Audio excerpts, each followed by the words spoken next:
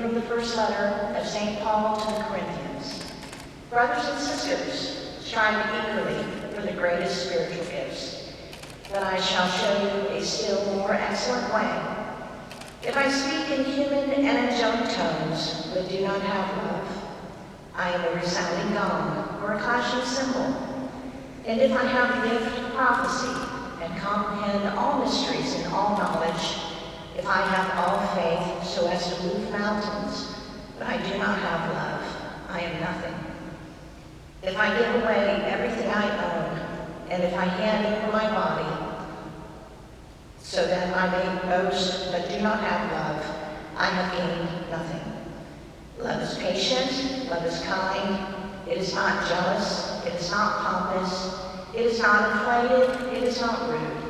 It does not seek its own interest, it is not quick-tempered, it does not brood over injury, it does not rejoice over wrongdoing, but rejoices with the truth. It bears all things, believes all things, hopes all things, endures all things. Love never fails. The word of the Lord.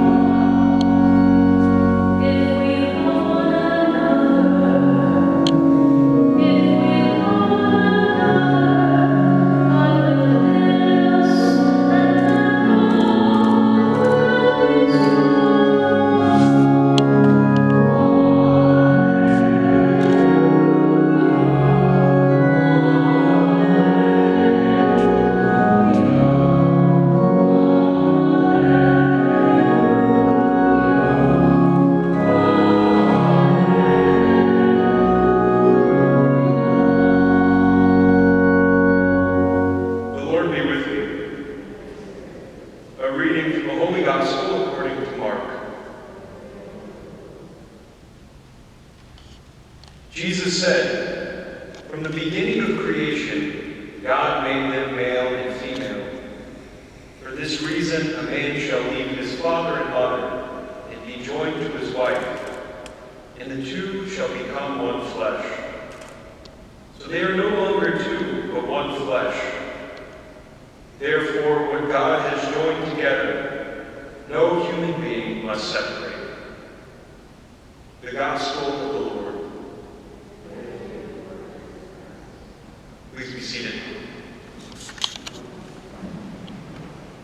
There's a true story, I'm fond of this story. It's of a priest in Italy, sometime back in the 50s. And he was walking back to his rectory on a clear evening. He was walking through the park. And as he walked through the park, there was this area in the park where couples would go and make out. And he was passing one of these couples on a bench and kind of quickly walked by. And they recognized that it was a priest walking by, and they said, "Oh, scusi, padre." And he acknowledged them and continued his journey.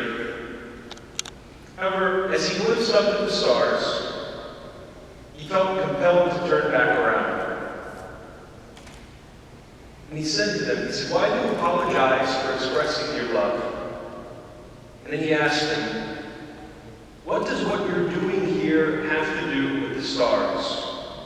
With God, nothing is lost." Now I pose this question to you too, AJ and Cynthia. What does what you are doing here today have to do with the stars? With God who created the stars, who created the heaven and earth, who created you two to be brought together today in this union. God who created the both of you to share in this love. The Lord has a way of weaving himself himself into our personal stories, into everything, even the most seemingly disconnected experiences. All of this becomes part of a cohesive whole. And so your unique shared stories, surely characterized by various twists and turns, by ups and downs, joys and challenges, by a pandemic, all of this sheds light on God's work among you to bring about your union. In fact, the gospel reading in particular that you chose speaks to the fact that you understand the work of God in your midst today. In our gospel, Christ teaches us that man shall leave his mother and father and cleave to his wife, and the two shall become one flesh.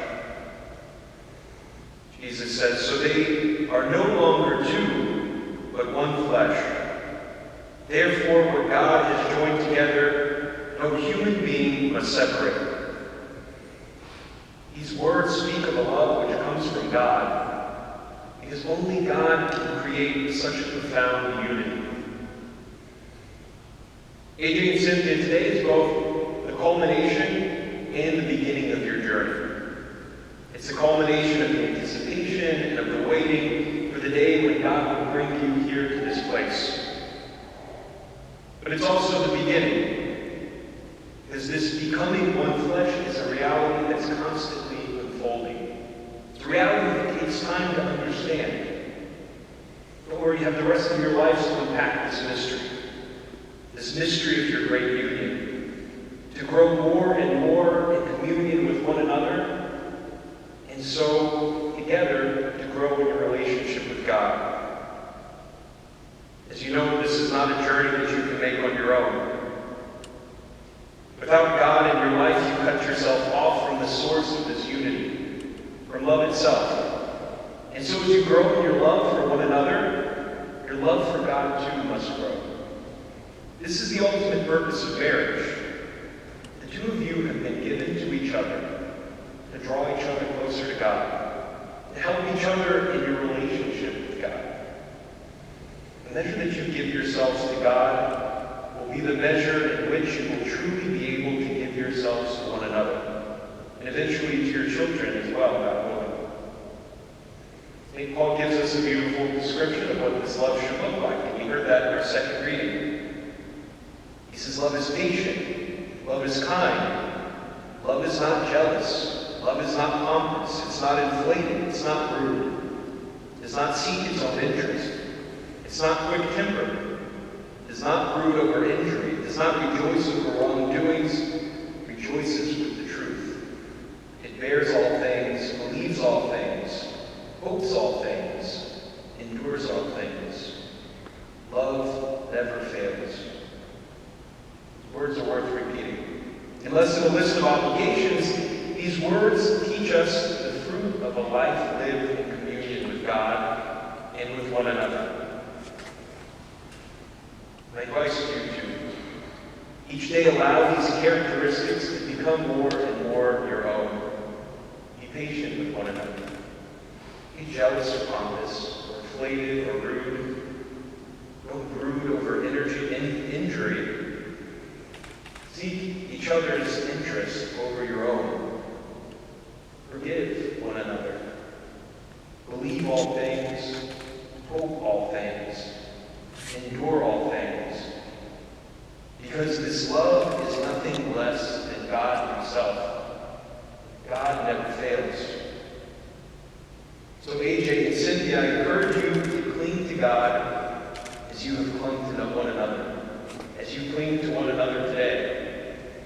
Turn to him in the midst of the twists and turns, ups and downs, joys and challenges. In that way, each day when you ask yourself the question, what does this life we're living have to do with the stars? You can answer with growing certainty, everything.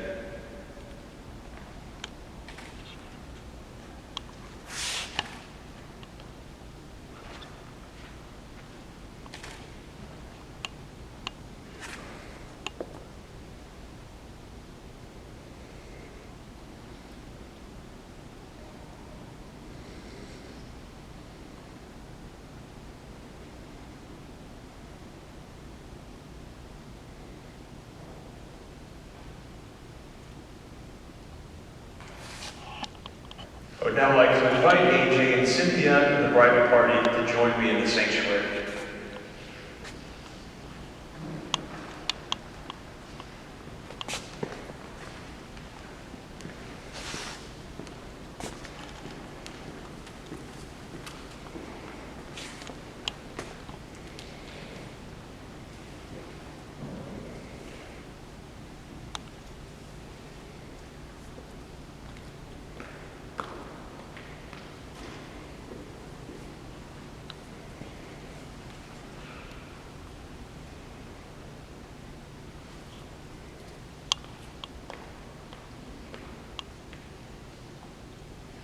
Dearly beloved, you have come together into the house of the church so that in the presence of the church's minister and the community, your intention to enter into marriage may be strengthened by the Lord with the sacred seal.